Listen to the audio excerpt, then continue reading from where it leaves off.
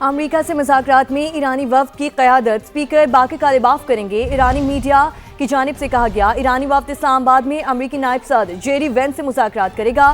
امریکہ اور ایران کے درمیان براہ راست بات چیت 10 اپریل کو متوقع۔ تو ایرانی میڈیا کی جانب سے بتایا جا رہا ہے امریکہ سے مذاکرات میں ایرانی وفد کی قیادت اسپیکر باقر کالباف کریں گے۔ ایرانی وفد اسلام آباد میں امریکی نائب صدر جیری وینس سے مذاکرات کرے گا۔ امریکہ اور ایران کے درمیان براہ راست بات چیت 10 اپریل کو متوقع ہے۔ تو ناظرین، جنگ بندی خطے کے لیے سانس لینے اور بحالی کا اہم موقع ہے، بلاول بھٹو کی جانب سے کہا گیا۔ انہوں نے کہا کہ پاکستان نے دانش مندی اور امن کے عزم کے ساتھ قیادت کی ہے۔ مزید کہا تہران، واشنگٹن اور اسلام آباد کی قیادت نے سفارتکاری کے لیے راستہ بنایا۔ امید ہے کہ جنگ بندی عارضی وقفہ نہیں بلکہ دیر پا امن کی شروعات ہوگی۔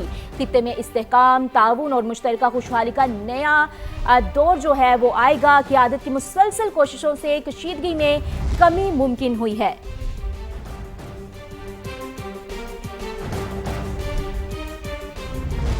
چیئرمین تحریک انصاف بیرسٹر گوہر کا بھی امریکہ ایران جنگ بندی کا خیر مقدم۔ کہا جنگ بندی سے خطے کے ساتھ عالمی سطح پر امن بحال ہوگا۔ بولے وزیر اعظم شہباز شریف کو مبارکباد لینی ہے تو اسمبلی میں آ جائیں۔ اسلام آباد میں سما کے نمائندے ٹکا خان ثانی سے انہوں نے خصوصی گفتگو کی ہے۔ مزید ان کا کیا کہنا تھا آپ کو سنواتے ہیں۔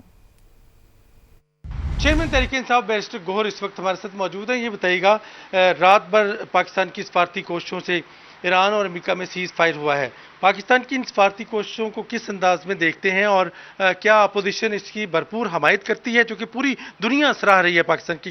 حکومت نے پہلے ہمیں نہیں بتایا تھا کہ انہوں نے کیا رول پلے کیا ہے، البتہ ابھی پاکستان تحریک انصاف کی طرف سے اسٹیٹمنٹ ایشو ہو چکی ہے اور ہم نے اس سیز فائر کو ویلکم کیا اور اس میں جن لوگوں نے بھی رول پلے کیا ہے اس کو بھی ہم سراہتے ہیں اور ہم امید کرتے ہیں کہ 2 ہفتے کی جو سیز فائر ہے یہ پرماننٹ اور long lasting peace for Middle East میں چینج ہو جائے گا انشاءاللہ۔ مجھے یہ بھی امید ہے انشاءاللہ تعالیٰ کہ کوئی پارٹی اس کو وائلیٹ نہیں کرے گی۔ میں حکومت سے بھی یہ مطالبہ کروں گا کہ اب جو آئل پرائسز ہے اس کو کم کرنے اور اس کے شارٹیج پہ بھی غور کریں۔ میں یہ ضرور کہوں گا کہ وزیر اعظم صاحب تو ابھی باغے باغے آئیں گے پارلیمنٹ میں اور اپنے لوگوں کو کہیں کہ مجھے مبارکباد دے دیں، لیکن پارلیمان صرف باغے باغے آ کے مبارکباد لینے کے لیے نہیں ہے، پارلیمان کو بتانا بھی ہوتا ہے کہ ہم نے کیا رول پلے کیا ہے۔ ہم نے تو مطالبہ کرتے رہے ہیں کہ آپ ہمیں بتائیں کیا پلے کرتے ہیں اور ہم اپریشیٹ کریں گے اگر پاکستان کوئی بھی اچھا رول پلے کرتا ہے۔ دیکھو سب سے پہلے پاکستان جی، سب سے پہلے پاکستان اور جس نے بھی سیز فائر میں کردار ادا کیا ہے، پاکستان تحریک انصاف بطور ایک اپوزیشن جماعت اس کو سراہتی ہے، یہ واضح کر دیا چیئرمین تحریک انصاف بیرسٹر گوہر نے۔ جی تو دوسری جانب عالمی ذرائع ابلاغ کی جانب سے پاکستان کی بہترین حکمت عملی اور کامیاب ڈپلومیسی کا اعتراف کیا جا رہا ہے۔ پاکستان نے شاندار ملٹری ڈپلومیسی اور مؤثر سفارتکاری سے اقوام عالم کو جنگ سے بچا لیا ہے۔ عالمی میڈیا کی امن اور استحکام کے لیے پاکستان کے بطور نیٹ ریجنل اسٹیبلائزر کردار کی بھرپور ستائش کی جا رہی ہے۔ پاکستان نے حالیہ جنگ کے خاتمے کے لیے بہترین کردار ادا کیا اور ٹرمپ نے حملے روک دیے ہیں۔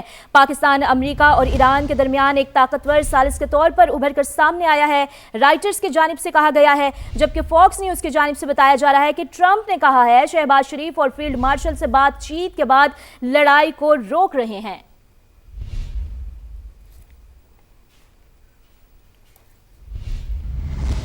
اس اہم انتہائی غیر معمولی پیش رفت پر بات کرنے کے لیے ہمارے ساتھ موجود ہیں اقوام متحدہ میں سابق مستقل مندوب اور سفیر سردار مسعود خان، جو جنیوا اور نیو یارک میں خدمات انجام دینے کے علاوہ چین اور امریکہ میں پاکستانی سفیر بھی رہ چکے ہیں۔ سردار مسعود خان آزاد جموں کشمیر کے سابق صدر بھی رہ چکے ہیں، وہ ہمارے ساتھ موجود ہیں۔ سردار مسعود خان صاحب، بہت شکریہ آپ کے وقت کا۔ سب سے پہلے تو آپ یہ کہیے گا کہ پاکستان کی سفارتی کوششوں کو آپ کس طرح سے دیکھتے ہیں؟ وزیر اعظم شہباز شریف کی جانب سے رات 12:17 پر اپیل کی گئی اور صدر ٹرمپ کا رات 3:32 پر الٹیمیٹم واپس لینا، اس مختصر دورانیے میں ایسی کیا ٹھوس یقین دہانی کروائی گئی ہوگی جس نے یہ سارا پانسا پلٹ دیا ایگزیکٹ 90 منٹ پہلے؟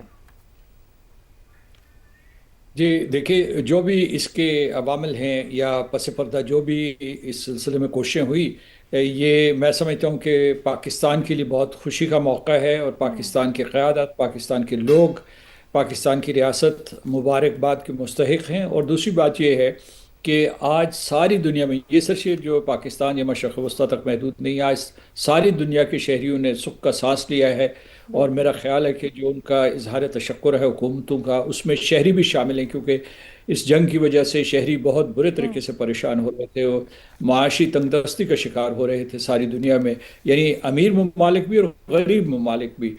تو اس وجہ سے یہ پاکستان کے سب ممالک ممنون احسان ہیں۔ پاکستان نے اپنی ہمت نہیں چھوڑی، یعنی بالکل جب سب لوگ مایوس ہو گئے تھے تو پاکستان نے اپنی سفارتکاری برقرار رکھی۔ اگر آپ کل شام کو یاد رکھیں تو تمام ٹیلی ویژن نیٹ ورکس جو تھے پاکستان میں اور دنیا بھر میں یہ قیاس آرائی کر رہے تھے کہ اب پاکستان کی یہ سفارتی کوشش ناکام ہو چکی ہے اور جنگ ناگزیر ہے، یعنی شدید تر جنگ ناگزیر ہے۔ لیکن پاکستان نے ان اندازوں کو غلط ثابت کیا، اور اپنا اثر استعمال کر کے، اپنا انفلوئنس استعمال کر کے ساری دنیا کو ایک تحفہ دیا ہے۔ امید کرتے ہیں ہم لوگ سب کہ یہ جو ہے یہ عارضی جنگ بندی مستقل جنگ بندی میں تبدیل ہو جائے، اور اس کے بعد جو ہے ایران اور امریکہ کے درمیان جو بھی تنازعات ہیں وہ مکالمے کے ذریعے، ڈپلومیسی کے ذریعے حل ہو جائیں، تاکہ جو ہے اس خطے میں جو ہے خلیجی ریاستیں، پاکستان، اس کے علاوہ جو مغربی ایشیا پورے کا پورا جو ہے پھلنا پھولنا شروع کر دے۔ بالکل۔ اچھا سردار مسعود صاحب، پاکستان جو ہے وہ اس وقت پیس میکر کہلایا جا رہا ہے، جو کہ بجا بات ہے، اور پوری دنیا اس بات کا اعتراف کر رہی ہے، ایون امریکہ بھی اس بات کے اعتراف کر رہی ہے، معترف ہو چکا ہے اس وقت جو میڈیا ہے پاکستان کا۔ کیسے دیکھتے ہیں آپ فیوچر میں پاکستان کی اس کامیابی کو، اس ترقی کو؟ ابھی آپ نے جو ہے اپنے کامنٹس میں ایک ایکسپریشن استعمال کیا تھا، میں بہت خوش ہوا تھا۔ آپ نے کہا کہ پاکستان نیٹ اسٹیبلٹی پرووائڈر کے طور پر ابھرا ہے، تو میں سمجھتا ہوں کہ یہ اس وجہ سے یہ نہیں کہ ہم پاکستانی ہیں تو یہ کہہ رہے ہیں کہ یہ بہت مشکل صورتحال تھی، اور پھر جو ہے آگے بھی ایک امتحان ہے۔ پاکستان جو ہے فارمل مذاکرات ایران اور امریکہ کے درمیان براہ راست مذاکرات ہوں گے، ان کی میزبانی کرے گا۔ یہ بھی ایک بہت بڑی کامیابی ہے، کیونکہ گزشتہ سال جو بھی مذاکرات ہوئے تھے صدر ٹرمپ کی ٹیم اور ایرانین ٹیمز کے درمیان، وہ براہ راست نہیں تھے، بالواسطہ تھے۔ ابھی براہ راست مذاکرات ہونے والے، یہ بھی پاکستان کی ایک فتح ہے، یعنی پاکستان کے ملک کے اوپر اعتماد ہے، اس کی قیادت کے اوپر اعتماد ہے، اس کی میزبانی کو پذیرائی ملی ہے۔ تو میں سمجھتا ہوں یہ بھی ایک بہت بڑا ہم نے جو ہے نیا مائل سٹون قائم کیا ہے۔ یہ ہماری سفارتکاری میں ایک سنگ میل ہے، اور ہماری جو خارجہ پالیسی میں ایک سنگ میل ہے۔ تو میں سمجھتا ہوں لیکن اس کے ساتھ ساتھ امتحانات بھی ہیں۔ یہاں جو ہے جو انٹرلاکیوٹرز یہاں جمع ہو جائیں گے، اور اس کے بعد وہ ایک دوسرے کے ساتھ گفتگو کریں گے، تو ہمیں کوشش کرنی چاہیے، پاکستان کا رول کیٹلسٹ کا رہے گا، ہمیں کوشش کرنی چاہیے کہ ان کے یہ مذاکرات نتیجہ خیز ثابت ہوں، اور اس کے بعد اس کیجئے کہ جو ابتدائی کانفیڈنس بلڈنگ کر دی جائے، تاکہ وہ ایک دوسرے کے ساتھ، مطلب یہ ہے کہ اس ملاقات کے بعد یہ نہ ہو کہ ان کے اختلاف بڑھ جائیں، بلکہ ان کے اختلافات ختم ہوں۔ اور ٹھیک ہے مسعود خان صاحب، یہ بھی کہیے گا کہ اس ساری صورتحال میں ہم ایران کے 10 نکاتی ڈیمانڈز کی بات کر لیتے ہیں، اس سب میں اس کا وہ کہاں ہے؟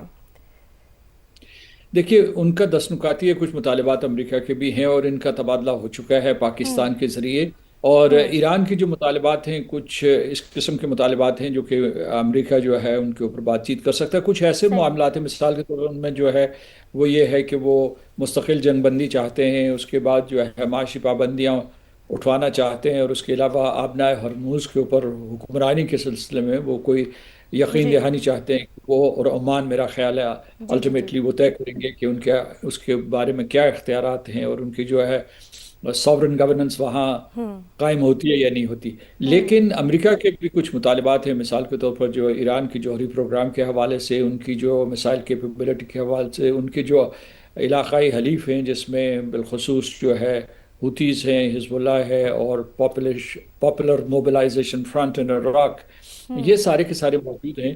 تو اس میں بہت ان کے جو درمیان خلیج بہت وسیع ہے، اور اس میں یہ دونوں براہ راست کوشش کریں گے، Pakistan as a mediator and as a facilitator وہ بھی کوشش کرے گا، اور پاکستان کو اس بات پہ بھی فخر ہونا چاہیے کہ پہلے اس نے علاقائی ممالک کو اعتماد میں لیا، وہ خلیجی ریاستیں تھیں، یا ترکی تھا، یا مصر تھا، یا چین تھا، اور پھر جو ہے اس کی مثال دیکھتے ہوئے روس نے بھی پیشکش کی، اور پھر جو ہے یورپین کونسل نے بھی پیشکش کی ہوئی ہے کہ وہ کسی قسم کی بھی جو سفارتی کوشش ہے نہ صرف اس کی حمایت کریں گے بلکہ ہاتھ بٹانے کے لیے تیار ہیں.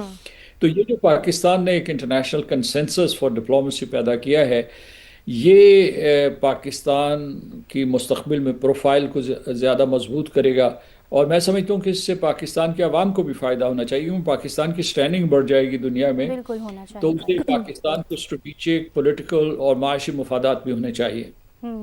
اچھا سردار مسعود صاحب ہمیں یہ بھی بتائیے گا کیونکہ آپ نے دونوں کے مطالبات کی بات کی ہے ایران کی جانب سے بھی جو پیشکش کی گئی ہے امریکہ کی جانب سے بھی تو اس سارے سینیریو کے بعد ان مطالبات کے بعد آپ کیا بریک تھرو دیکھ رہے ہیں؟